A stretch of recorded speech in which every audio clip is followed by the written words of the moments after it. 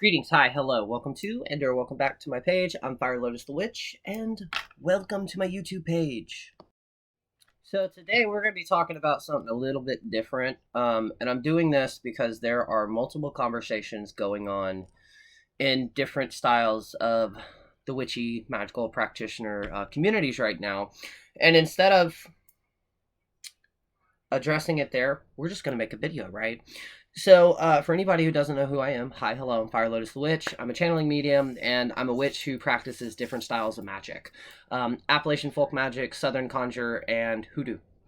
As in, there are aspects of hoodoo in my practice due to the fact that I practice southern conjure and or conjuration, okay?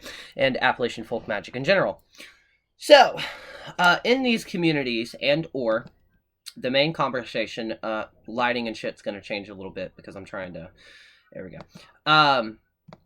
There's this thing when it comes to online witchy communities about Wiccans, no offense, now before I get into this, okay, not all witches are the same, not all Wiccans are the same, not all Christians are the same, you can take that and run with that in 200 other different associations, right?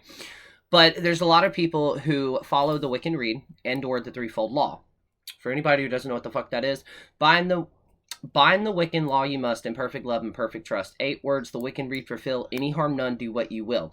Whatever you send out comes back to thee, so ever mind the law of 3. Follow this with mind and heart, merry you meet, merry you part. It was basically a poem that was introduced to one of the original covens and or the original groups that helped Wicca become what it was today. And there are some authors way back in the day, and you can even find some now, that they kind of took that to the utmost extreme. We still have some practitioners that believe that you cannot do any type of magic for yourself because of the whole, like, kind of think of Charmed, where, you know, in Charmed, if they did something for self-gain, they would get in trouble. There are some witches who also believe that as well. But a lot of people take that Wiccan Rede, even though some of them are no longer Wiccan, they still follow it, right? There are some people that instead of believing it comes back to you threefold, eightfold, and then there are also some people that believe that it comes back tenfold.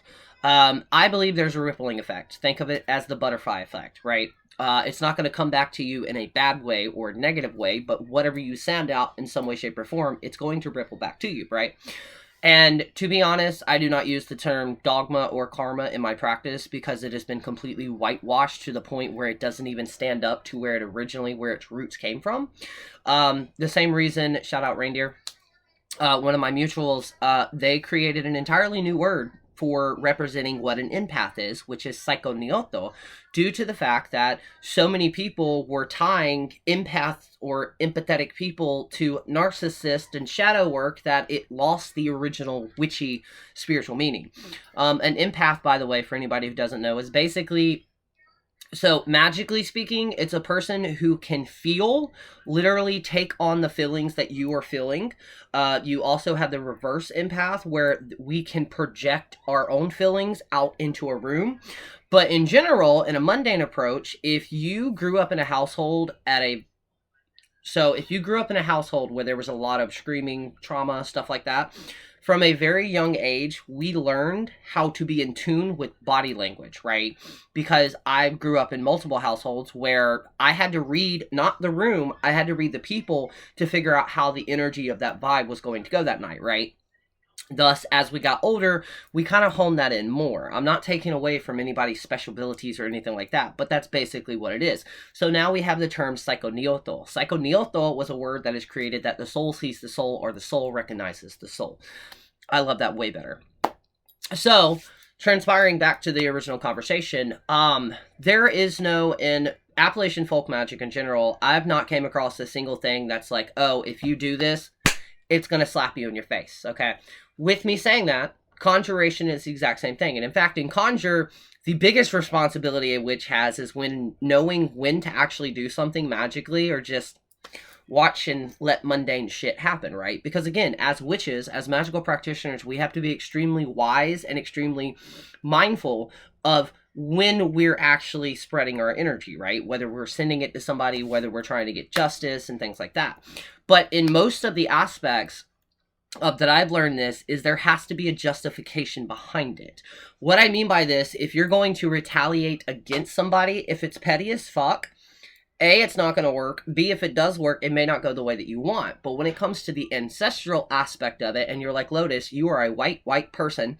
For one, that's very rude of you to automatically assume that I am white. I am white. But again, we can't just automatically assume because somebody is light-skinned that they're white or Caucasian, okay?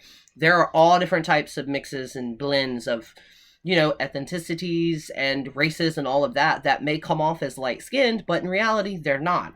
Just wanted to say that. I am white, though, okay? With me saying this, though, I work with my ancestors.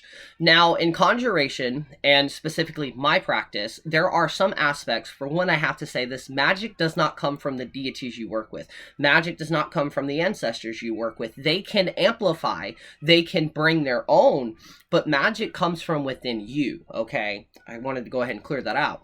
But in general, there are moments and times where I will ask. For an example, I work with multiple deities, but I do not worship them, okay? We are kind of equal, right? Obviously, they're a divine being, but at the same time, I'm not working for them or under them, right? There are moments where they will help me. There are moments where I will just give them an offering, right? It's my practice, right? Just like your practice is going to be different. But specifically, there are moments and times where I will ask my ancestors, hey, can you add to this? There are moments and times where they looked at me and they're like, no, you're being hard-headed, stubborn, and petty as fuck. We ain't touching this with a 10-foot pole. So what happens when I do that working? A, it's not going to be as effective as it was before.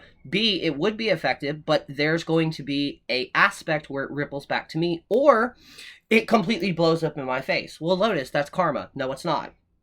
Legit, no, it's not. In general, though, your workings can go horribly wrong. That doesn't mean you're like getting a clap back necessarily. I personally do not believe that workings really, like, there's no bad consequence to it, right? We've seen like reenactments of like somebody doing a spell and then breaking out with acne, right? Yes, that could totally be one. But you also have to ask yourself, did you self-hex yourself? For an example, say I'm working with a binding powder, a banishing powder, hot foot powder.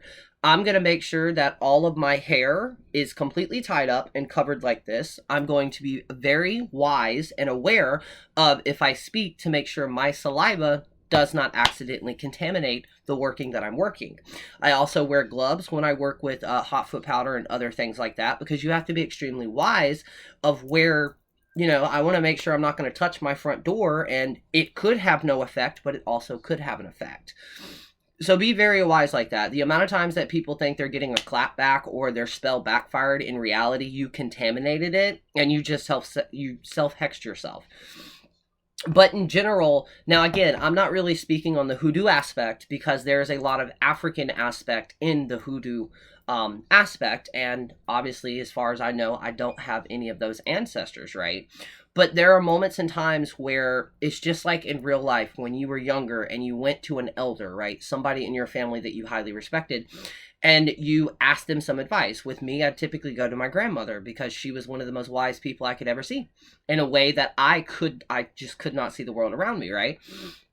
And in that moment in time, if they're like, no, Lotus, you just need to leave this alone. Don't, you know, fuck them, right? Just act like they don't exist. And then I say, well, no, I'm gonna retaliate. You know that saying where they're like, if you go out and lay down with dogs, you're gonna wake up with the fleas? That's the same equivalent, okay? There are ways that, yes, if you're just being straight up petty and there's no justification. Now, I'm being very careful with this because that would be like telling somebody, oh, you need to go find your balance. Or like one of my mutuals recently brought it to my attention when we tell people, oh, you need to go back to the basics. Your basics and my basics are completely fucking different when it comes to witchcraft. So what does that mean, right? Justification or justice is the exact same application of that as well. What is justice to you? What is justice to me? It's on a sliding scale. It's going to be completely different. When you hear the term balance, your balance and my balance are not the same things. The balance that I myself had 6 months ago to a year ago, that's not going to fit in my life right now. Why? Because we are ever growing, hopefully ever growing and ever expanding and ever evolving, which means our definitions behind justice, balance, retribution, they're all different. Now, retribution is something I don't hear a lot to talk about. Instead of hexing somebody, and I've said this in my readings a lot, if you are trying to calm something down, right, in hoodoo, there are herbs that can add fire to it. They can add heat. There are some herbs and roots that will cool the situation down, right? But there's also these aspects of retribution. If you have somebody who is completely consumed in chaos and drama, adding more chaos and drama to their lives is going to be a slap on the wrist. It's not going to do a damn thing, right? The moment in time, though, that you cease all of that, right? You say you take the calmness, or you take the chaos and you take the drama away, they're a fish out of water, right? Retribution workings is exactly that. It's a working that can be fixed to where this shit repeats over and over again in that person's life until they have no other option but to realize, oh shit, wait, I'm the error of my ways. I need to change this. Once that happens, the spell is broke. There's also another thing I want you all to say. So there's this aspect of, say I'm sticking somebody in a jar, I'm sealing that bitch, and then I constantly shake it. You do realize when you hold on to this jar and you just put it on your little shelf, you can do as many cord cuttings as you want, but you're still attached to that person. Why? Because you're shaking the jar. They're important enough to you for you to save that jar and shake the hell out of it. You're directing energy to it. Spells, hexes, and curses, jinxes, things like that, I do believe to a degree. Again, the justification behind it is going to be different. I don't know what they did to you, right? There needs to be somewhat of either a separate source of energy. So in other words, you tying it to a tree, right? You tying it to a clear quartz, Herkimer diamond. You tying it to the sun, right? That way you yourself are not constantly feeding into that. Because if you fuck around with the wrong practitioner and you're not concealing your energetic aspect, in other words, you're not really going behind yourself, making sure that there's no way this person can figure out who you are. Depending on the practitioner, they can find that tiny energy source of you holding and shaking the jar, and they can reverse that, all right? We're going to keep this simple and short. I just wanted to throw that out there. Your karmic, the aspect of karma that you have, as in you justified it clapping back, that's completely up to you. Not everybody else. If you personally believe that the threefold law is real, well, great. That is the reality that you live in, okay? If you believe that in order to do a baneful working, you have to do multiple healing workings or positive workings, then that's completely your reality, not mine, not any other practitioner out there, because we perceive the world around us differently. It is the exact same equivalent of a Christian or another religious person coming up to you and saying, no, the symbols you have on and the stuff you're doing is bad. You need to repent and come back to God. Okay? So the next time you start to impose or imply your own beliefs onto another practitioner, you are no better than the witches and no better than the Christians and other religious people that you cannot stand and you despise. You are no better than them. Okay? So I hope this resonates. I hope you can learn something from this. Again, I am not the one and all ever. A lot of things that I say are, you may not resonate with. That's perfectly okay. But I'm hoping this brings a different understanding to how you view your practice, because your practice inherently is different than mine and every other practitioner out there. Okay? If you could like it, let me know. Let me know in the comments. Do you resonate with this? What do you not resonate with? I actually want to know, because again, I like different perspectives. Since this is somebody who also may be able to, I don't know, need it. But yeah, I hope y'all have a great day. And if you haven't already, go ahead and hit that subscribe button and that bell icon so you get all the notifications when I go live.